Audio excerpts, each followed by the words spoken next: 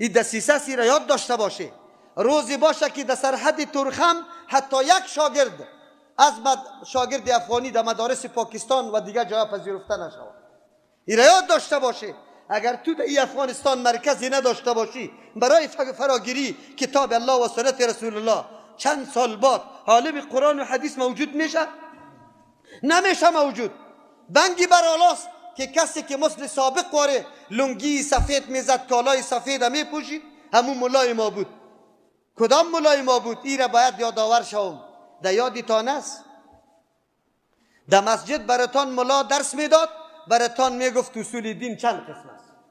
به نام که 4 کتاب بخارا سرتان میگفت عقیده کدام مردم براتان یاد میداد. خبر داره؟ گوشتان نواز کنه. میگه بدان که اصول دین چند قسم است. بازم کلمه اره رم قطش یک جای میکرد. خب اره با تو بگویم. حالی شما میفهمی که اصول کی بوده؟ کدام مردم بوده؟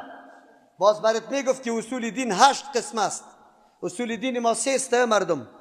توحید است، یکتا پرستی الله، رسالت پیغمبر صلی الله علیه و سلم، میعاد آخرت است. این اصول دینی ماست. 3 است. اونجا برات چی میگفت؟ 8 قسم است. چی رقم برات میگفت؟ اول توحید بر مسلمان. این خوب گپ است. اول مسئله توحید به مسلمان است. چی رقم توحید داشته باشیم؟ توحید میشناسیم؟ برای ما کسی معرفی کرد؟ میگیم اقطاب است، اغواس است، اوتاد است. الله زمین ها را تقسیم کرده. متصرف ترکستان یک کس است، از کابل دیگه کس است، از سمت شمال دیگه کس است. همینطور عقیده داشتیم یا نداشتیم؟ داشتیم. اینطور توحید داشتیم. ملا صاحب یاد داده بود ما را.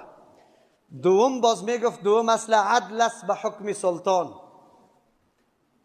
رسالت دوم اصل است. اونجا بگه عدالت پاچا. سوم امامت.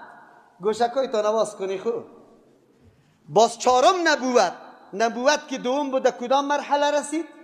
امامت از پیش شد. خب گوشکای تا واز کن. باز بعد از اون میگفت 5م امر به معروف، 6م نهی عن المنکر، 7م تولا، 8م تبرا. تولا و تبرا چی معنا داشت؟ اعلان دوستی با اهل بیت و 5 صحابی و اعلان براءت از ابوبکر و عمر و کل صحابه باقی. خب باز چی میگفته مسلمان؟ من گای برای شما میگم شکر الله را بکشه که درسای قرآن براتان حاصل است. قلبایتان یک دم منور شده. حدیث رسول الله برات گفته میشه. اونجا امین مولا صاحب شما را خرم جور میکرد نعوذ بالله و کافرم جور میکرد. میفهمی؟